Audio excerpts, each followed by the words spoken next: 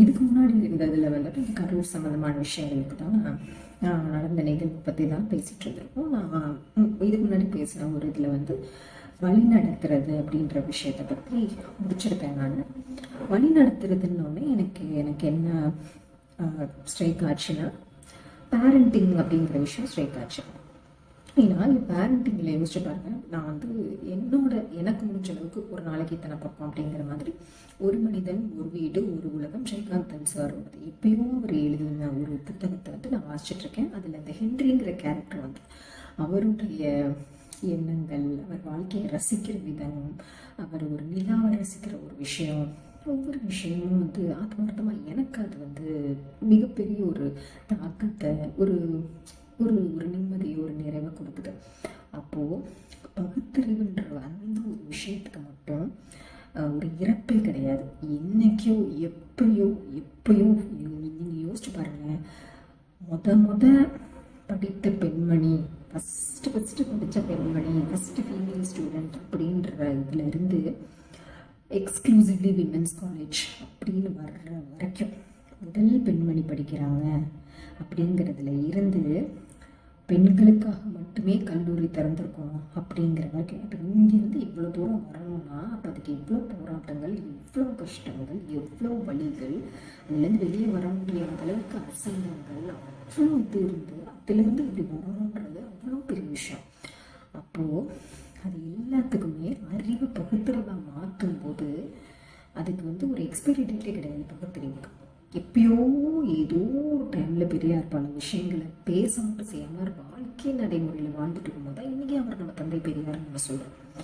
அப்போ அப்படி இருக்கும்போது எனக்கு என்ன மனசில் பட்டுச்சுன்னா, இந்த வழி நடத்துறது அப்படிங்கிறது ஒரு மனிதன் ஒரு வீடு ஒரு உலகம் புத்தகத்துலேயுமே ஹென்ரியோட கேரக்டர் ஜெயகாந்தன் சார் சொல்லியிருப்பார். அதில் பார்த்தீங்கன்னா ஹென்றி அவங்க அப்பாவை வந்து பப்பா அப்படின்னு சொல்லியிருப்பாங்க.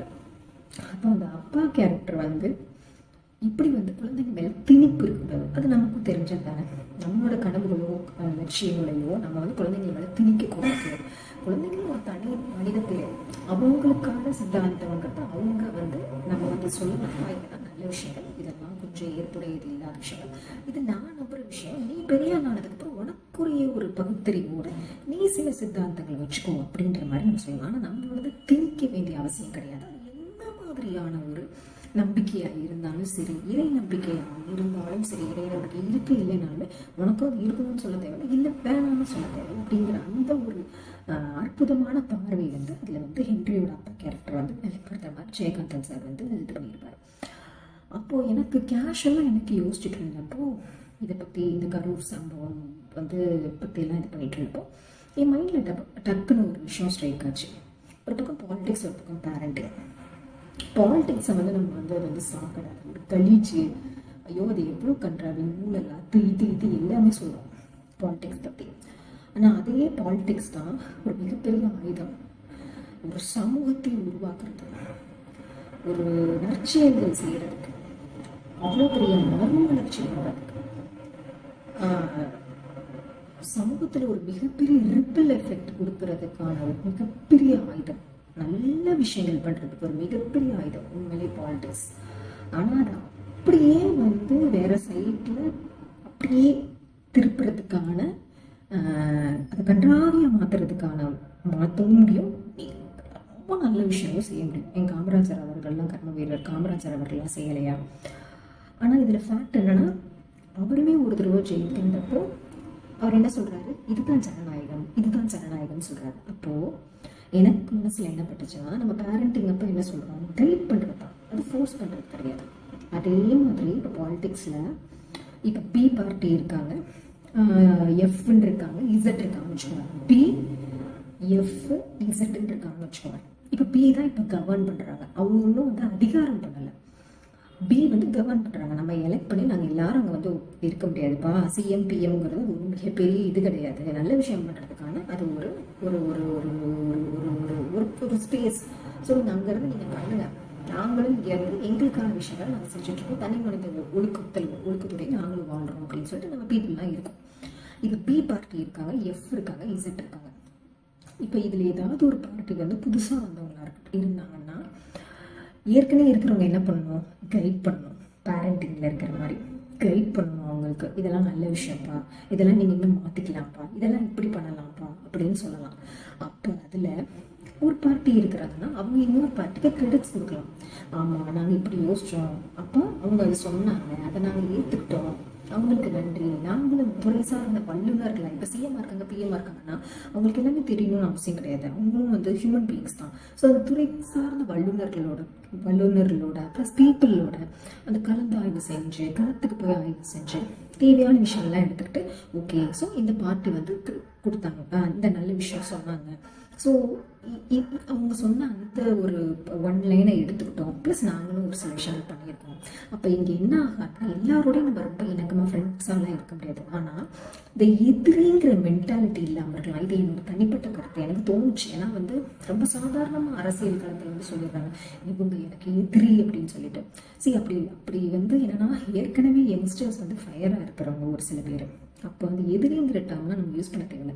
இந்த கொள்கை எங்களுக்கு ஏற்புடையது கிடையாது, இது எங்கள் சித்தாந்தம் கிடையாது, எங்கள் கொள்கை வேறுன்னு சொல்லுங்கள், கொள்கை ரீதியாக மாற்று கருத்து இருக்குன்னு சொல்லலாமே தவிர எதிரிங்கிற டேர்ம் தயவு செஞ்சு யூஸ் பண்ண தேவை கிடையாது. ஏன்னா ஒரு மனித பிரிவிலேயே நிறைய பிலீஃப்ஸ் நமக்கு இருக்குன்னா, எனக்கு மட்டும் இது எல்லாமே எனக்கா தோணுன விஷயம் அப்படி கிடையாது. சுற்றி இருக்கிற நிறைய விஷயம், நான் சைல்ட்ஹுட்டில் இருந்த விஷயம், இப்போ நான் என்னை இப்படி உருமாற்றிக்கிட்டேன். எனக்கு என் கூட இருக்கிறவங்க, என்னோட ஃபேமிலி ஸ்ட்ரக்சர் எல்லாமே சேர்ந்தது தானே. அப்போ எதுக்கும் டக்கு டக்கு டக்கு டக்கு டக்கு நம்ம மட்டும் அப்படின்றது நம்ம பொறுப்புணர்ச்சி எடுத்துக்கணும். ஆனால் நான் மட்டும் அப்படின்ற அந்த ஒரு ஆஸ்பெக்ட் இருக்கக்கூடாதுல்ல. அப்போது இந்த எதிரிங்கிற டேர்ம் யூஸ் பண்ணாலும் கொள்கை ரீதியாக மாற்று சிந்தனைகள் இருக்குங்கிற விஷயத்தை நம்ம இது பண்ணிக்கலாம். ஸோ எனக்கு என்ன மனசில் பட்டுச்சுன்னா, ஒவ்வொரு பார்ட்டியும் ஃப்ரெண்ட்ஸாக இருக்கணும்னு அவசியம் கிடையாது. ஆனால் அட்லீஸ்ட் இந்த ஒரு பேசிக் சென்ஸ் இருக்கலாம்ல, இந்த ஒரு பேசிக் சென்ஸ் இருக்கணும்.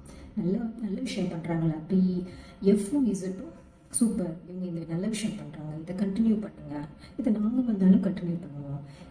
தேவையான விஷயம் இருக்கா, அதை மாற்றிக்கணும், அது இப்படி பண்ணணும். ஸோ இது எப்படின்னா, this is what is beautifully guiding and this a coalition. ஒரு அமிக்கபிலிட்டி இருக்குது, அவ்வளோதான். அங்கே நீங்கள் ரொம்ப ஃப்ரெண்ட்ஸாக ஜாலியாக முஸ்தஃபாலாம் நீங்கள் இருக்கணுன்ற அவசியம் கிடையாது. இன்னொன்று, அரசியல் எப்போ வேணால் என்ன வேணால் நடக்கலாம். திடீர்னு வந்து ஒரு கொள்கை வந்து எனக்கு எங்களுடைய கொள்கைக்கு அது முரணானதுன்னு சொல்லியிருப்பாங்க. திடீர்னு பார்த்தா டக்குனு எலெக்ஷன் டைமில் அவங்க கூட போய் தான் இருப்பாங்க. ஸோ அதெல்லாம் அப்போ என்னென்னா, ஒரு வின்னிங்கான ஒரு ஆயுதமாக மட்டும்தான் யூஸ் பண்ணுற மாதிரி. இது தனிப்பட்ட கருத்து. நான் யோசிச்சு பார்க்குறேன், ஆக்சுவலி நம்ம எதுக்கு வின் பண்ணணும்னு நினைக்கிறோம், மக்களுக்கு உருப்படியான விஷயம் பண்ணணும் தான். சப்போஸ் அந்த டைம் வரலைன்னா கர்ம வீரர் மாதிரி ஜனநாயகம், ஓகே நான் அந்த நாற்காலியில் சிஎம் நாற்காலியில் அமரலைனாலும் நான் நல்ல விஷயங்கள் செய்கிறேன்.